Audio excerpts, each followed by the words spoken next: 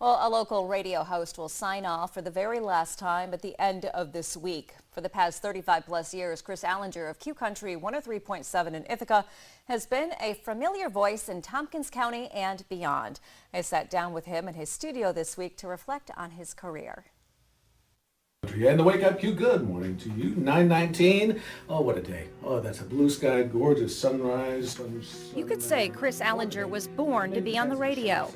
He didn't plan on following in his parents' footsteps, but ended up in the field in 1990. 35 years later, he's calling it a career that went way beyond just spinning tunes, but leaving a lasting impact on the community. I learned that if you've got a megaphone, you probably ought to use it and use it wherever you can. So my idea was, I got a big megaphone, why don't I use it in a big way and develop big projects? Chris has devoted his time over the years to giving back, from the Dream Factory to the Food Bank of the Southern Tier, walking his way across Tompkins County. Keep it small, make it a little bit from everybody, and you end up with a lot. And we learned that, and I just kind of always hung my head on that. A radio career in one place as long as Chris has been with 103.7 is almost unheard of. A long-built relationship with his listeners he doesn't take for granted. When you have a relationship with somebody, it's not always, I'm going to tell you a little joke, yeah. No, that you want them to laugh with you, cry with you, feel with you. My audience, oh my gosh, they met my mom over the years. Mom used to be a character on the show. My daughter was the secret word girl, so that I could make sure she was getting ready for school in the morning. She'd have to call Dad with the secret word each morning. They know my brother from that, and of course they know my wife. So it's just, it's a family affair.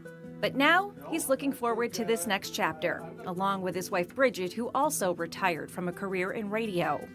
So it just made perfect sense, and I said, you know, I could hold out a few more years, but we've loved to travel. It's part of our DNA here on the radio show.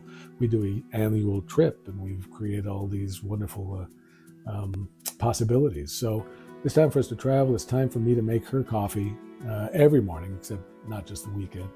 And it's time for us to walk on the beach without 250, 300 of my best friends. As he prepares for his final day on the air, he says he's still working on his goodbye. 35 years in the making. How do you encapsulate 35 years? I actually have studied Johnny Carson because he was so brilliant at it, and it was so heartfelt, and just, he did it right, you know? And so I have thought about it and what I want to say, and now I just gotta edit. Okay, too long. Edit. I got to edit it. I'll be editing that till 10 o'clock on Friday morning. So who knows? And we wish Chris and Bridget the best of luck in retirement. And as for what's replacing Chris on the radio, starting Monday, Q-Country will begin airing the nationally syndicated Bobby Bones Show, based out of Nashville.